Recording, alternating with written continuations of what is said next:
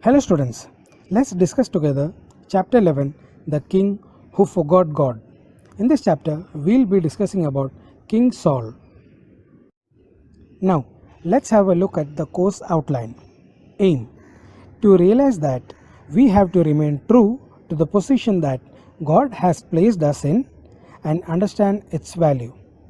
The Bible portion for the discussion is 1 Samuel chapter 13 verse 1 to 14. After discussing this Bible portion, we'll have a look at the text discussion. The Bible portion for the discussion: 1 Samuel chapter 13 verse 1 to 14. Saul was 30 years old when he became king, and he reigned over Israel 42 years. Saul chose 3,000 men from Israel. 2,000 were with him at Michmash and in the hill country of Bethel, and 1,000 were with Jonathan at Gibeah in Benjamin. The rest of the men he sent back to their homes. Jonathan attacked the Philistine outpost at Gibeah, and the Philistines heard about it. Then Saul had the trumpet blown throughout the land and said, "Let the Hebrews hear." So all Israel heard the news. Saul has attacked the Philistine outpost, and now Israel has become obnoxious to the Philistines, and the people were summoned to Saul at Gilgal. The Philistines assembled to fight Israel with 3,000 chariots, 6,000 charioteers, and soldiers as numerous as the sand on the seashore. They went up and camped at Michmash, east of Beth Aven. When the Israelites saw that the situation was critical and that the army was hard pressed, they hid in caves and thickets, among the rocks and at the pits and cisterns. Some Hebrews even crossed the Jordan to the land of Gad and Gilead. Let's stop here and just analyze this portion. Nowhere in this passage we can see Israelites were praying to God or took some time to know what the God's will is, or to have a word of prayer and a discussion, or a sort of fasting and prayer. Nothing of this sort can be seen here. Let's continue. Saul remained at Gilgal, and all the troops with him were quaking with fear. He waited for 7 days, the time set by Samuel. But Samuel did not come to Gilgal, and Saul's men began to scatter. So he said, "Bring me the burnt offering and the fellowship offerings." And Saul offered up the burnt offering. Just as he finished making the offering, Samuel arrived. Samuel went out to greet him. "What have you done?" asked Samuel. Samuel replied, "When I saw the men were scattering, and that you did not come at the set time, and that the Philistines were assembling at Michmash, I thought, now the Philistines will come down against me at Gilgal, and I have not sought the Lord's favor. So I felt compelled to offer the burnt offering." "You have done a foolish thing," Samuel said. "You have not kept the command the Lord gave you. If you had, you have you would have established your kingdom over Israel for all time. But now your kingdom will not endure.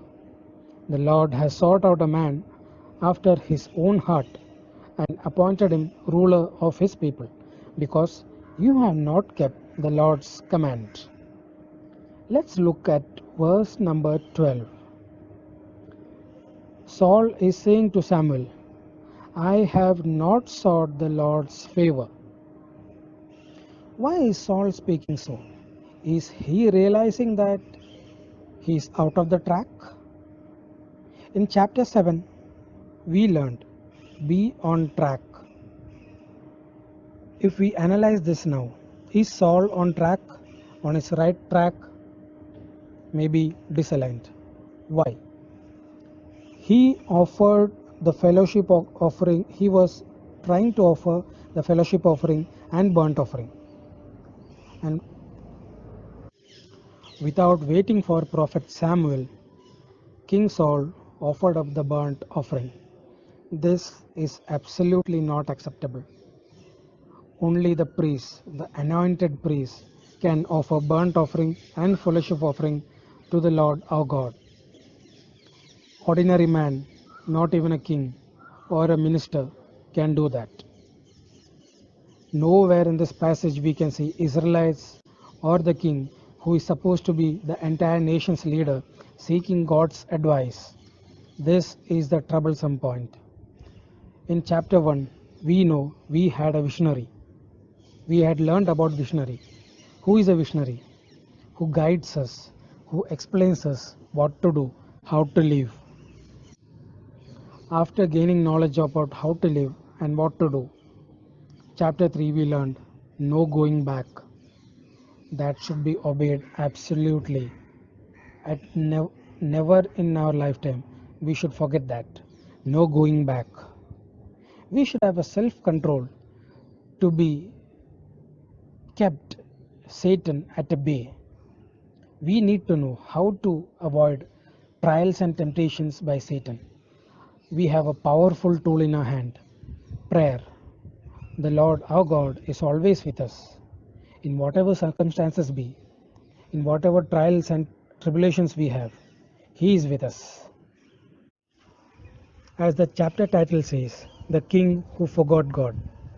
We Christians are normal human beings, born like a normal child, baptized into Christ. We have died with Christ and rose up with Christ during our childhood itself. That means the Lord's power has overcome death, and that power is with us. Any trials and temptations, any tribulations in life, any satanic power cannot lead us off track. We should have a courage to seek the Lord's advice at whatever point, be it a good point or a negative point in our lifetime. We always should take care about this point. In this passage, we can see the Israelites forgot God. Now, let's have a look at the background of this story. Israelites were led by prophets, multiple prophets, along the lifetime.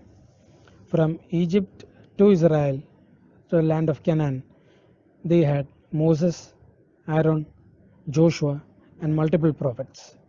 Yet, Israelites forgot God multiple times, and they had faced the consequences. We can read in the initial part of the Old Testament about the entire journey, about the entire exodus of Israelites, how they disobeyed God and what all they suffered. Now, in this portion, while Samuel was a prophet, the Israelites disobeyed God multiple times and they demanded a king for ruling them. Samuel said them, I will appoint a king for you by the Lord's advice, but you should always obey him. Obey the Lord, seek his advice. Israelites didn't follow this and they forgot about God. They put the whole hope on the king, but even the king forgot to seek the Lord's advice. Let's have a look at the week one's question and answers. Saul was trying to seek the Lord's favor. Jonathan, son of King Saul, attacked the Philistines. Saul lost his kingdom because he did not keep the Lord's command. Saul became king at the age of 30. The offering that Saul performed was burnt offering. The Israelites were summoned to join Saul at Gilgal. Saul waited for Samuel for his number of days, 7 days. Saul called the attention of the Israelites by blowing a trumpet. On seeing Saul making the burnt offering unto the Lord, Samuel was angry. Samuel said that Saul has done a foolish thing. Coming to week 2, we can see a similar character to King Saul, who disobeyed God even after knowing him. We all know the famous cricketer Hansi Cronje. He was a deep, devoted believer, but during his lifetime, once he made a bad decision. that costed him his entire career. Let's have a look at the Q&A. Question number 1. What reason did Saul give for making the offering without Samuel? His men were scattering. Samuel wasn't there. Philistines were assembling. Hadn't got God's favor, and he felt compelled to make the offering. Question 2. Why did Samuel say Saul's action was foolish? King Saul didn't obey God's commands. God gave priests the authority to make offerings according to his commands. Question number 3. What was the consequence of Saul's actions? Saul's reign would end with him. His sons would not inherit the kingdom. Question number 4. What were the flaws in Saul's character which made him take the wrong decision? Fear, impatience, distrust of Samuel, lack of faith in God, selfishness. King Saul allowed his circumstances to cause him to be impatient and to take things into his own hands. Saul's impatience revealed a rebel heart that didn't trust God and obey his commands. Question number 5. Saul was trying to appease God or get God's support for the military campaign. How do we sometimes try to appease God? Promise to give money to the church and cheat at the workplace. Go to church every Sunday, then forget God for the rest of the week. Be a very decent person in a society and terror at home, always fighting with the family or neglecting the family. Attend all the church activities but live in an immoral life in private. Question number 6. What do such actions reveal about our relationship with God? Superficial, an attitude of works-based Christian living, even though our salvation is by faith. Lack of understanding of the way God desires to interact with us.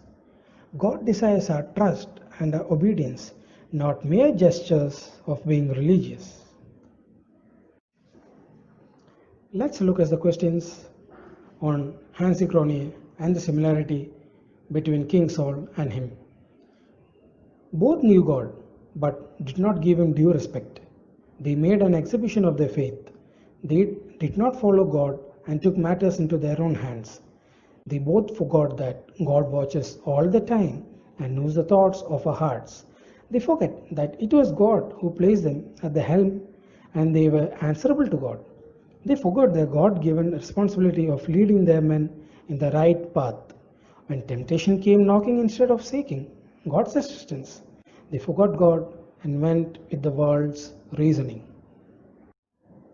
In 1 Samuel chapter 15 and 1 Samuel chapter 16, Saul was supposed to attack the Amalekites and completely destroy the people and all their possessions, including cattle, sheep, and everything, according to the instruction of God. But after conquering the Amalekite region, Saul did not kill their king Agag and his soldiers, took all the best sheep and cattle in the name of God so as to offer them unto God. They disobeyed the command of God. Then he went to Carmel and built a monument in his own favor. Sin of pride. Let's have a look at this passage. Samuel and his soldiers disobeyed to destroy everything in an opponent's country, including the people, the living beings, and everything. Total destruction. King and his soldiers disobeyed God's command, but captured off the king as a bandit and took off the best cattle in the form of saying that we will offer them to the Lord as a sacrifice. Why? Didn't Israelites had enough cattle to offer sacrifice? They had, but they disobeyed. When they saw good things, they forgot God. When they saw richness, they forgot God. Moreover that, King Saul made a monument in his own honor. It's correctly said, sin of pride. Who is Saul? He is just an appointed king, chosen by God. If God strips down his decision to make Saul as a king, who is Saul? A normal man. Then why a monument for him?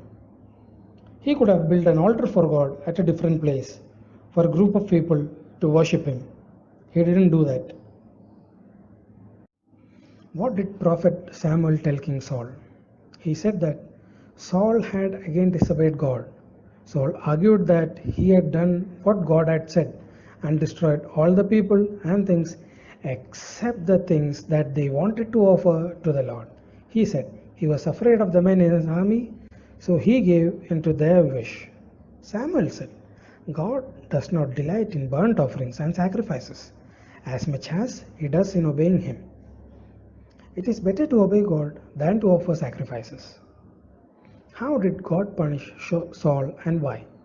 Because Saul did not obey God's simplicity and did not respect God and his words. God regretted having made him the king. So God made David the king of Israel. And when David was anointed by prophet Samuel, the Spirit of the Lord left Saul and came on David. God started tormenting Saul, making him restless. Now students, after studying the entire chapter, it's your decision making time. Ask these questions to yourself. Don't answer into the public, but keep an answer ready with you, always in your mind. Never forget. First, do I have selfish thoughts in me? Do I need to be best above all? Am I looking to please others than God? Is there pride in me? Am I in a hurry to do things my way? Do I want to do things the way God wants me to, even if it's not what I want or my friend want? Do I give God the importance in my life? Do I know that I am not my own, but I am a child of God and I belong to Him? Let's have a look at the memory verses. Memory verse number 1. 1 Samuel chapter 13, verse 13. You have done a foolish thing, Samuel said. You have not kept the command the Lord your God gave you. If you had, He would have you established your kingdom over Israel all time. Memory verse number 2. Colossians chapter 3, verse 23 and 24. Whatever you do, work at it with all your heart, as working for the Lord, not for human masters, since you know that you will receive an inheritance from the Lord as a reward. It is the Lord Christ you are serving. Let's bow our heads for the prayer.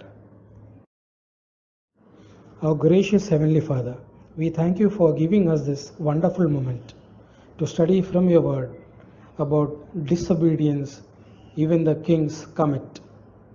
Thank you, Lord, for showing us the right path and the connection between the previous chapters we learned and this chapter. Lord, give us courage, strength, and wisdom to obey your commands and not to fall into temptations led by Satan or our own will. Lord, help us and make us an instrument to fulfill your will in this world. In Jesus' precious name we pray. Amen.